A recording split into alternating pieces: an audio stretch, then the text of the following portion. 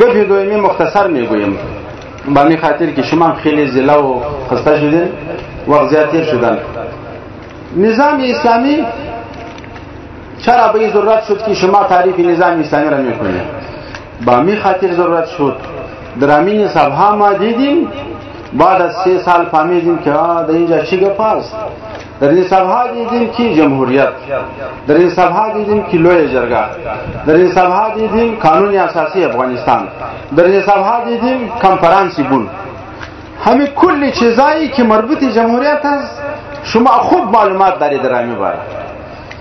خود درباره نظام اسلامی از علمای کرام که پرسان بشه و معلومات نداره که نظام اسلامی، تعریف نظام اسلامی چیست؟ نظام اسلامی چیست؟ نظام اسلامی همه نظام هستند که قوانین و اساسات نظام از 4 ادله شرعی سرچشمه میگیره، از قرآن و از حدیث و از اجماع امت و از قیاس.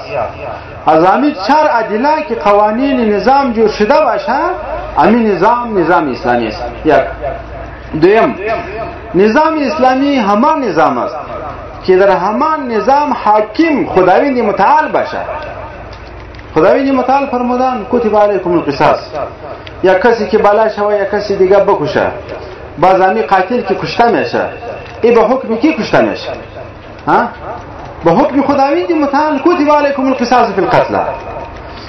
یا کسی که سرقه و دزدی بکنه، السارق و سارقة فقطعوا ایدیهما، دست سارق و دزد که قطع میشه به حکم کی قطع میشه؟ به حکم خداوند متعال قطع میشه. نظام اسلامی همان نظام است که حاکم خداوند متعال است.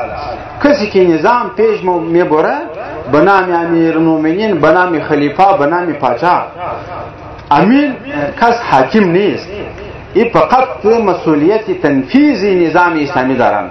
همین چیزی که خداوند متعال آورده باید نافذ کنه.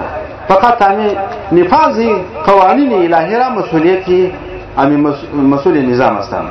این نظام اسلامی است. و نظام اسلامی یک خوبی دارند. در نظام اسلامی مد نظر 2 چیز گرفته شده: زندگی دنیا و زندگی آخرت.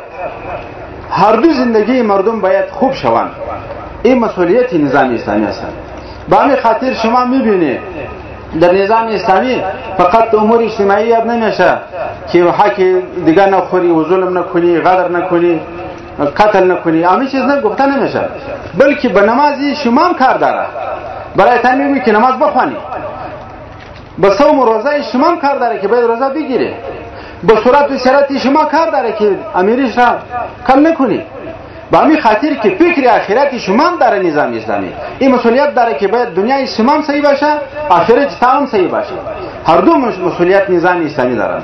و جمهوریت همان نظام هستند که قوانین و اساسات نظام از فکر مردم جور شده، نه از احکام خداوند متعال.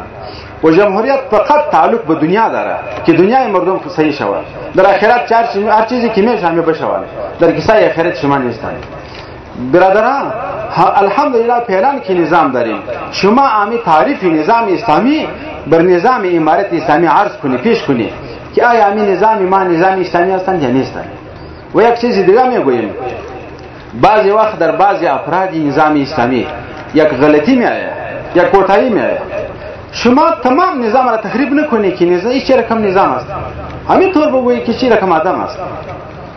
مسلمان که غلطی میکنه، شما خدا نکرده اسلام را نسبت میکنی یا به مسلمان؟ مسلمان که غلطی بکنه خب مسلمان را گفته میشه که شرع غلطی کردی. اسلام را گفته نمیشه که نعوذ بالله اسلام نقصان داره. نظام اسلام امارت اسلامی نقصان نداره. کسایی که غلطی میکنه این بی‌کفایتی همین کسا هست.